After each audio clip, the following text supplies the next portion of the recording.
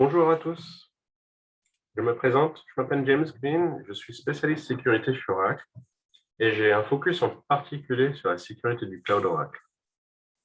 Donc, avant même de commencer, j'espère que vous savez qu'Oracle est aujourd'hui un acteur majeur du cloud de par son offre SaaS avec les solutions de type ERP Cloud, HCM Cloud et CX par exemple, mais aussi dans le IaaS avec notre offre OCI, Oracle Cloud Infrastructure, et dans le PaaS avec nos offres de base de données dans le cloud, nos offres analytics, etc. Donc aujourd'hui, je propose de parler dans un premier temps de la sécurité du cloud Oracle et ensuite de faire un focus sur une solution qui plaît énormément à nos clients et qui répond à un besoin que nos clients expriment depuis un certain temps. Donc, Oracle est un leader sur la base de données, je pense que tout le monde le sait ici, et la plupart de nos clients ont une grosse implémentation en termes d'Oracle, de base de données Oracle, et ces bases de données contiennent beaucoup de données sensibles, beaucoup de données à caractère personnel, et nos clients ont des besoins de sécurité qui sont très forts sur la partie base de données.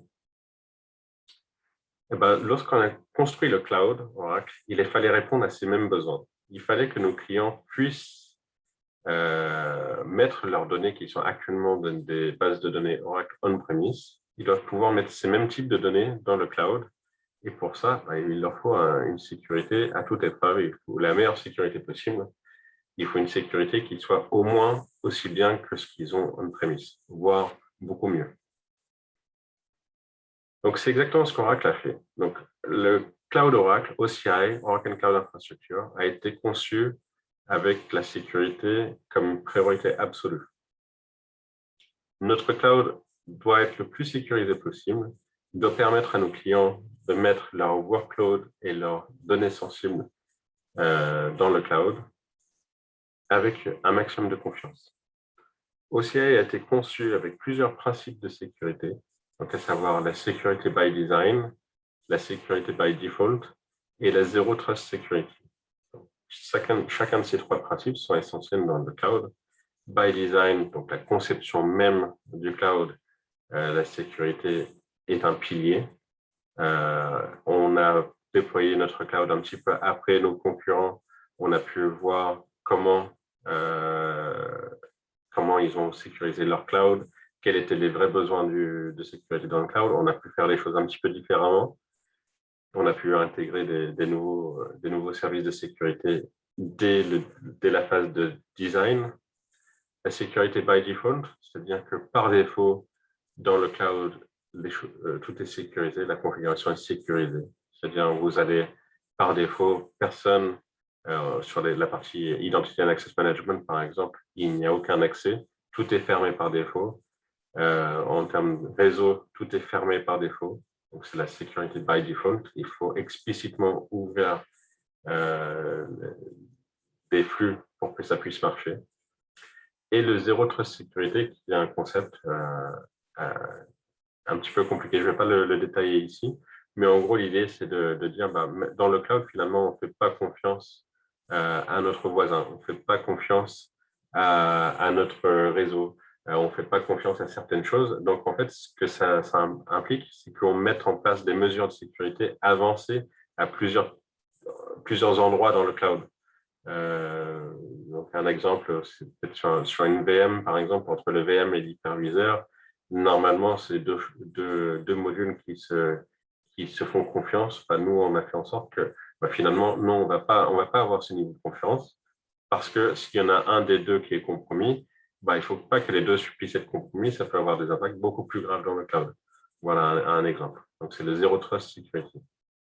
Donc, tout ça a permis de créer un cloud avec un très haut niveau de sécurité. Mais en fait, dans la réalité, ça ne suffit pas. Donc, c'est super de mettre à disposition, un cloud avec un très haut niveau de sécurité. Mais dès lors que le client va déployer son architecture, dès qu'il va déployer du compute, du storage, du réseau, des bases de données, et peu importe à la limite, dès qu'il va déployer quelque chose dans le cloud, chaque composant a sa propre configuration. Une mauvaise configuration d'un composant peut avoir un impact très négatif en termes de sécurité du cloud en général. Donc, ce qu'il faut faire, c'est lorsqu'on déploie tous ces composants, il faut suivre les best practices sécurité. Le problème, c'est que tout le monde ne connaît pas les best practices de sécurité de tous les modules du cloud. Il est vraiment trop facile de mal configurer le cloud et introduire un risque parfois énorme dans le cloud. Donc, comment contrer ça?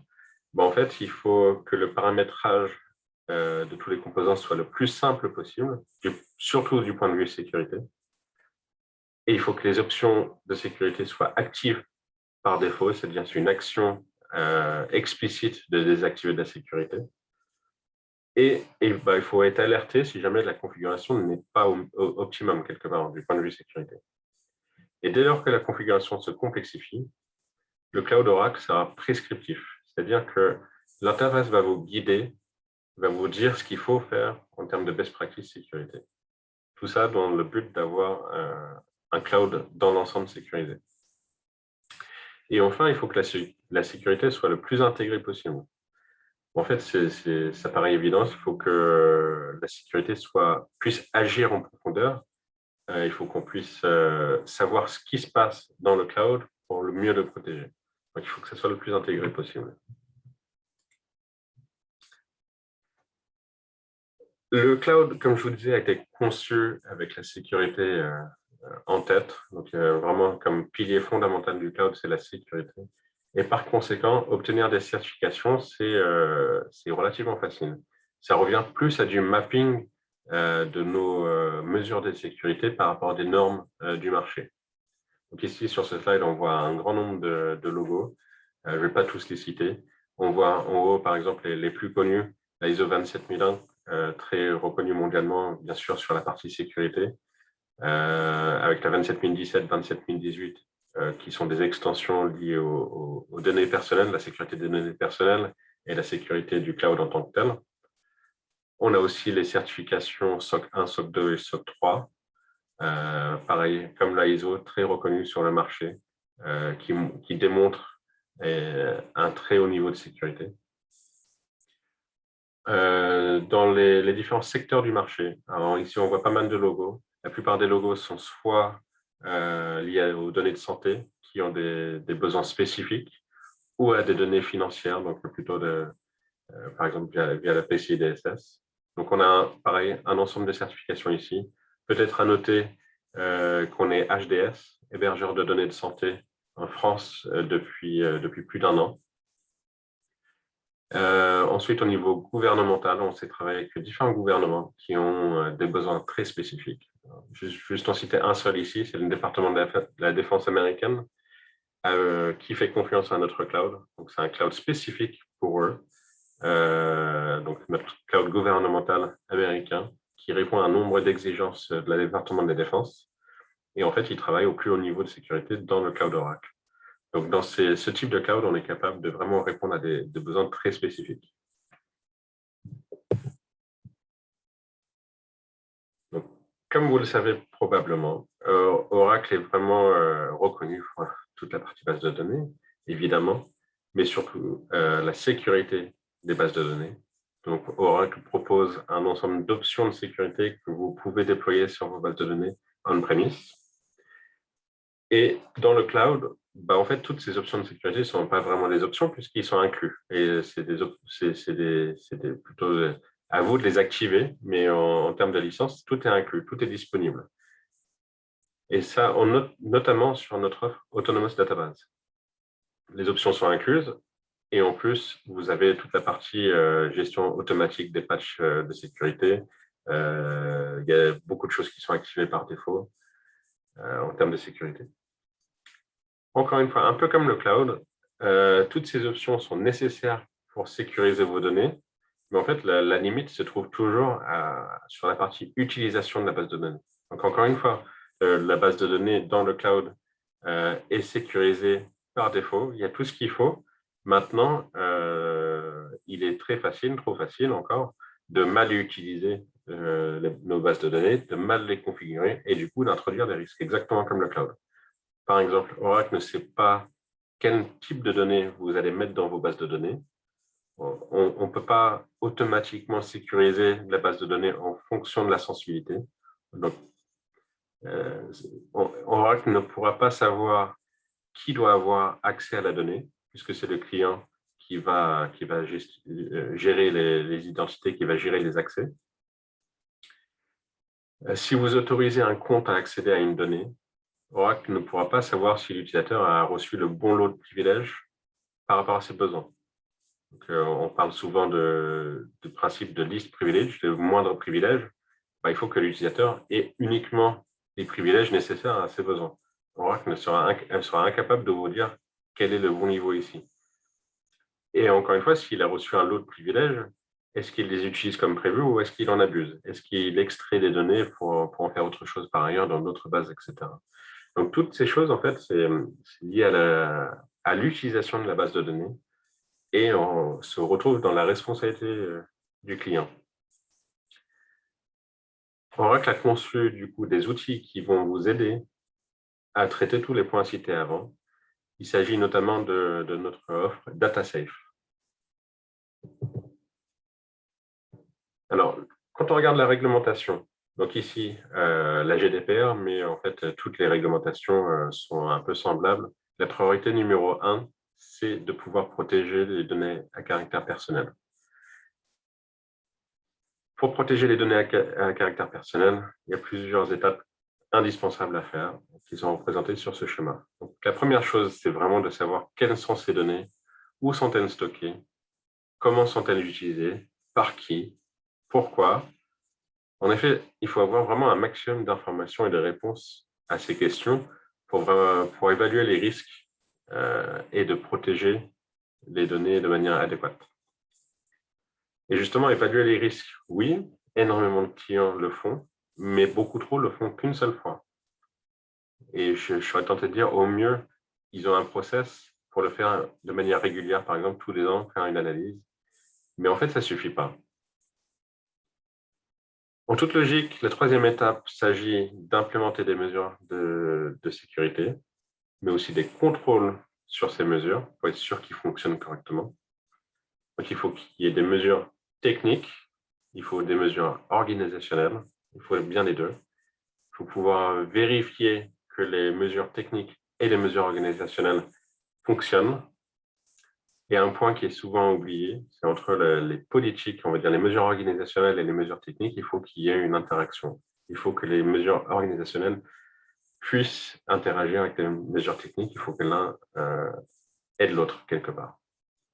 Le dernier point ici, c'est d'être en mesure de démontrer que vous maîtrisez la sécurité, de montrer que vous maîtrisez les points précédents.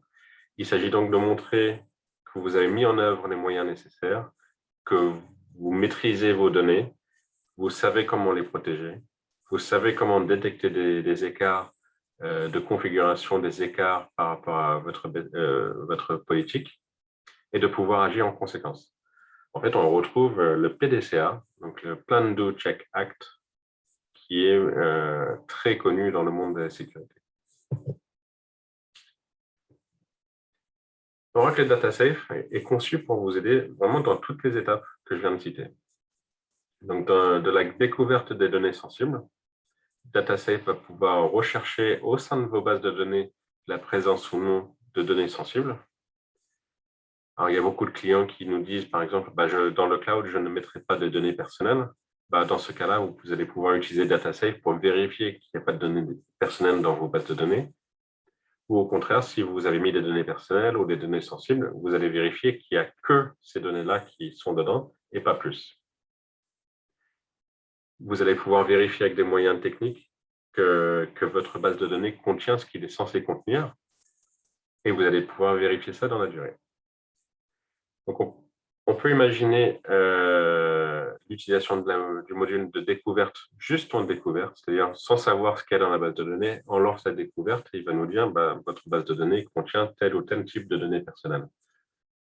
C'est utile, mais il faudrait savoir quel type de données sont contenues dans votre base de données. Enfin, si vous ne savez pas ce qui est dans votre base de données avant de lancer DataSafe, c'est qu'il y a d'autres problèmes organisationnels à régler également chez vous.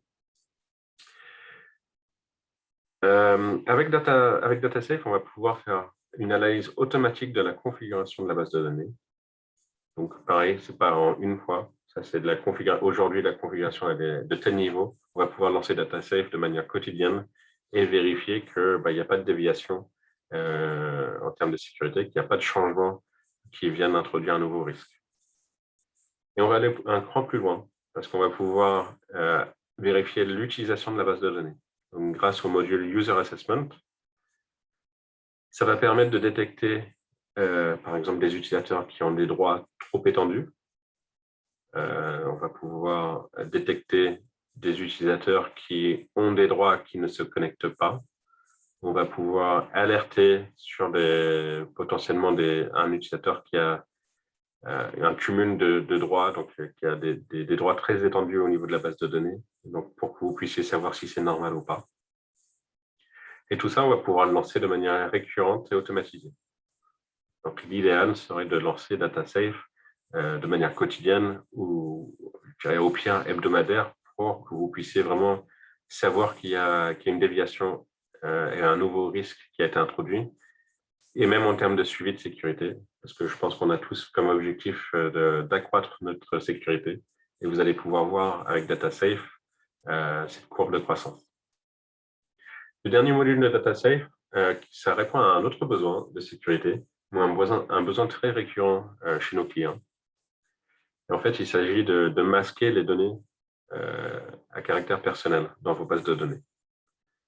Donc, ici, on parle de bases de données de test ou hors production, c'est-à-dire un problème récurrent pour nos clients, c'est dans des bases de données hors production, qu'est-ce qu'on utilise comme données? Il ne faut pas que ces données soient des données de production, il ne faut pas que ces données contiennent des données personnelles.